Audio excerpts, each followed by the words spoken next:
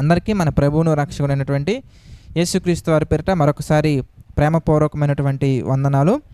ఎఫెసీయులకు రాసినటువంటి పత్రికలో నుంచి ఒక సందర్భాన్ని మనం చూద్దాం. ఎఫెసీయులకు రాసినటువంటి పత్రిక 2వ అధ్యాయము, ఎఫెసీయులకు రాసినటువంటి పత్రిక 2వ అధ్యాయము 1వ వచనాన్ని మనం అందరం చూద్దాం. ఎఫెసీయులకు రాసినటువంటి పత్రిక 2వ అధ్యాయం 1వ వచనం మనం చూస్తే, మీ అపరాధముల చేతను పాపముల చేతను మీరు చచ్చిన వారై ఉండగా ఆయన మిమ్మును క్రీస్తుతో కూడా బ్రతికించెను. ప్రియులారా, అపరాధముల చేతను పాపముల చేతను చచ్చిన వారై ఉండగా, 2వ వచనం నుంచి కూడా మనం జాగ్రత్తగా ధ్యానించినట్లయితే, మీరు వాటిని చేయుచు వాయుమండల సంబంధమైన అధిపతిని, జాగ్రత్తగా మీరు ఆలోచించినట్లయితే వాయుమండల సంబంధమైన అధిపతిని అనగా అవిధేయులైన వారిని ఇప్పుడు ప్రేరేపించు శక్తికి అధిపతిని అనుసరించి ఈ ప్రపంచ ధర్మము చొప్పున మునుపు నడుచుకొంటిరి.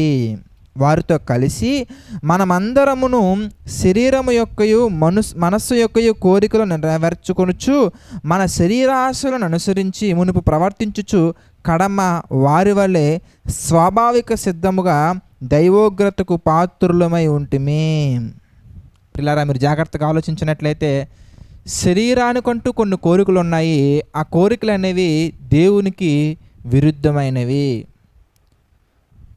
వాయుమండల సంబంధ అధిపతి అనగా అవిధేయులైనటువంటి వారిని దేవుని యొక్క ఉగ్రతకు పాలయ్యే విధంగా, దేవుని యొక్క ఉగ్రతకు లోనయ్యే విధంగా పాపములో అపరాధములలో చిక్కించుకొని, అనగా అపరాధాలలో వాళ్ళని చిక్కించి చిక్కులు కల్పించి వాళ్ళని అపరాధాలలో ఇరికించి తన వలలో కూర్చుకొని గంతులు వేయచ్చు ప్రేరేపించు శక్తి అనగా సాతాను, అనగా చీకటి సంబంధమైన శక్తి, అనగా లోక సంబంధమైనటువంటి శక్తి. ఇంతకీ లోకంలో ఏమున్నాయి ఇంతకీ అనగానే మనకి యోహాను గారు రాసిన మొదటి పత్రికలో చాలా స్పష్టంగా దేవుని యొక్క వాక్యం సెలవిస్తుంది. ఏమని?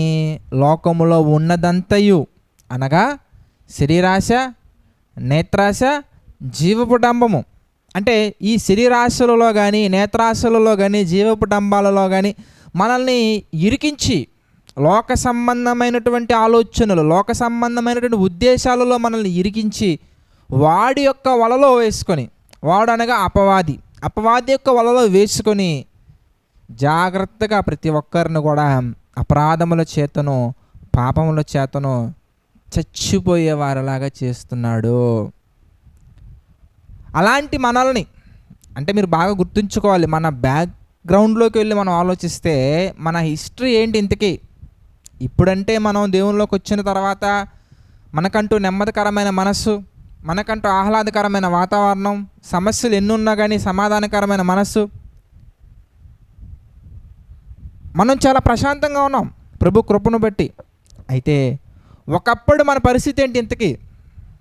మీరు బాగా ఆలోచించినట్లయితే కొంతమంది అంటూ ఉంటారండి, బ్రదర్ దేవునిలో నేను వెళ్తున్నంతకాలం నా జీవితం చాలా బాగుందండి, ఎప్పుడైతే ఆ పనికి మాలినటువంటి కొన్ని కార్యక్రమాలు నేను చేశానో ఏమండి అదే మళ్ళీ ప్రారంభమైన నా వేదనలకు మామూలుగా లేదు బ్రదర్, దయచేసి నేను మళ్ళీ వాటిలో నుంచి బయటకు వచ్చేలాగా నా నిమిత్తం ప్రార్థించండి బ్రదర్. కరెక్ట్.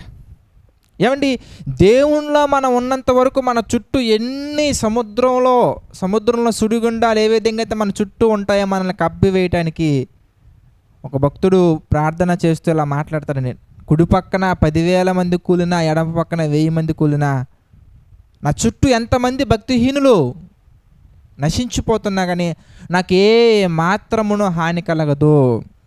మన చుట్టూ ఎంత అలజడి రేగినా కూడా మనం చాలా ప్రశాంతంగా ఎప్పుడు ఉండగలమయ్యా అంటే మన మనస్సు దేవుని మనస్సుతోటి కేంద్రీకృతమై, మన మనస్సు దేవుని మనస్సుతోటి ఏకీభవించి ఏక మనస్సు గలవారై మనం ఎప్పుడైతే దేవుని కొరకు మనం ఆలోచిస్తూ దేవుని కొరకు బ్రతుకుతూ వెళ్తామో ప్రియులారా, నిజంగా మనలో జీవం ఉంటుంది. జీవము గలవారు ఏం చేస్తారండి ఇంతకీ అంటే అలర్ట్గా ఉంటారు. జీవము గలవారు ఏం చేస్తారండి ఇంతకీ ఏదైనా ప్రమాదం వస్తున్నప్పుడు తప్పించుకుంటారు.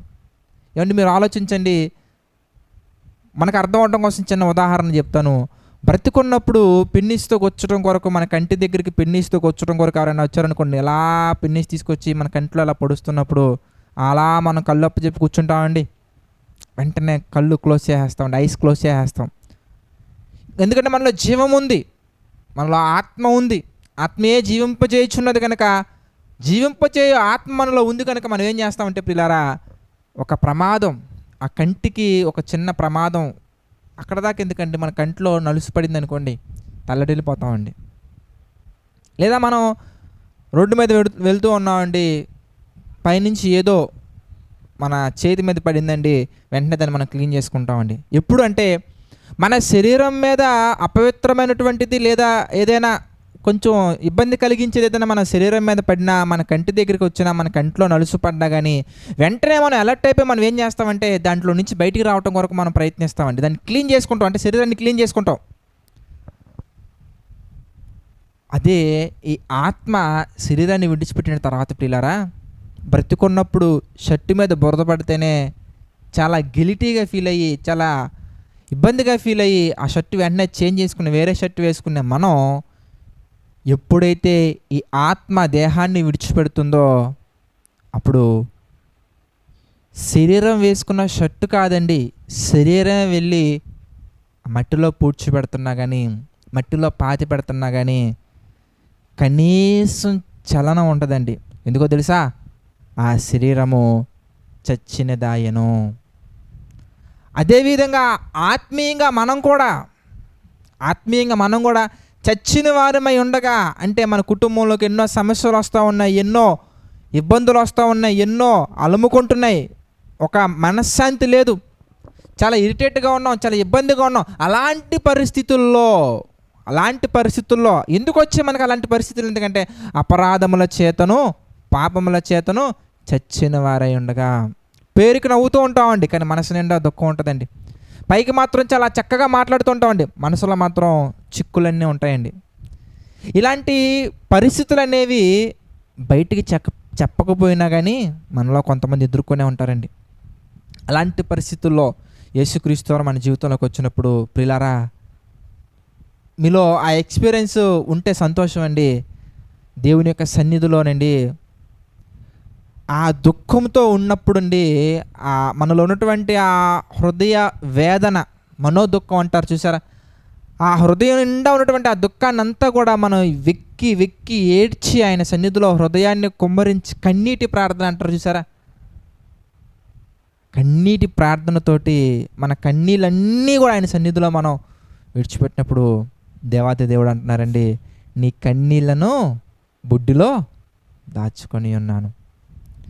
ప్రతి కన్నీటి బొట్టుని ఒక అమృతంగా, ప్రతి విషాదకరమైనటువంటి కన్నీటి బొట్టుని ప్రియులారా, విశాలమైనటువంటి హృదయం కలిగిన వాడిగా ఆయన ఏం చేశారంటే మన జీవితంలో మేలులు చేశారు. అందుకంటారండి, ప్రయాసపడి భారము మోసుకొనుచున్న సమస్త జనులారా, సమస్త జనులారా నా యొద్దకు రండి, నేను మీకు వజ్రాలు ఇస్తా అంటలా, నేను మీకు లక్షాధికారిని చేస్తా అంటలా, నేను మిమ్మల్ని కోటీశ్వరుని చేస్తా అంటలా.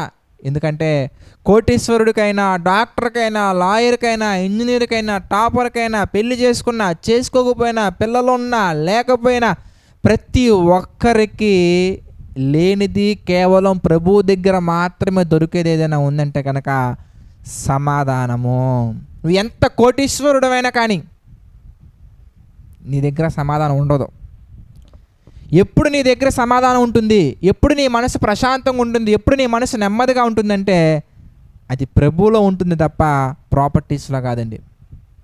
డబ్బు ఉంటే మహా అయితే పలుకుబడి ఉండొచ్చు, డబ్బు ఉంటే మహా అయితే 10 మంది నిన్ను పొగడొచ్చు, కానీ ప్రభు ఉంటే మాత్రం నీ హృదయంలో ఏముంటుందంటే సమాధానం ఉంటుందండి. అందుకే అపరాధముల చేతను పాపముల చేతను చచ్చిన వారై ఉండగా ఆయన మిమ్మును ఎలా బ్రతికించారని మనం చూద్దాం. 2వ అధ్యాయం 1వ వచనం మనం చూస్తే, మీ అపరాధముల చేతను, ఎఫెసీ పత్రిక 2వ అధ్యాయము 1వ వచనం మనం చూస్తే, మీ అపరాధముల చేతను పాపముల చేతను మీరు చచ్చిన వారై ఉండగా ఆయన మిమ్మును క్రీస్తుతో కూడా బ్రతికించెను. మనందరం మరణించినటువంటి వారుగా ఉన్నప్పుడు ప్రియులారా ఆయన మనల్ని బ్రతికించారు. ఎలా బ్రతికించారంటే తెలుసా? మీరు చూస్తానండి, మనలో ఒక విశ్వాసాన్ని కలిగే విధంగా ఆయన మాటలు మనకు తెలియజేసి, ఆయన ప్రేమ చూపించి, చూడుము నరచేతుల మీద నిన్ను చెక్కి ఉన్నాను, శాశ్వతమైన ప్రేమతో నేను నిన్ను ప్రేమించుచున్నాను, నేను నిన్ను విడువను ఎడబాయను, ముదిమి వచ్చే వరకు ఎత్తుకొని వాడును నేనే అని ప్రసంగాలలో కాదండి ఆయన చెప్పింది, ప్రవర్తనలో చూపించారు. మనం ఎన్నిక లేని వారమైనప్పటికీ, బలహీనలమైనప్పటికీ, వెర్రివారమైనప్పటికీ, అనేక మంది ఛేదరించుకున్నప్పటికీ, అనేక మంది దూరం చేసుకున్నప్పటికీ ఆయన మాత్రం హత్తుకొని మెడ మీద ముద్దు పెట్టుకొని మరి మన జీవితాలలో తన ప్రేమను మనకు చూపించి, ప్రియులారా ఎంత డిస్టర్బెన్స్తో దేవుడి దగ్గరికి మనం వచ్చామో దానికి డబల్ హ్యాపీనెస్. చూడండి, మీరు బాగా గమనించినట్లయితే ప్రియులారా, ప్రభు యొద్దకు రాకముందు మన జీవితం ఎలా ఉంది, ప్రభు యొద్దకు వచ్చిన తర్వాత ఎలా ఉందని క్రాస్ చెక్ చేసుకున్న వాళ్ళకి మాత్రం నిజంగా దేవుని వాల్యూ అర్థం అవుతుంది.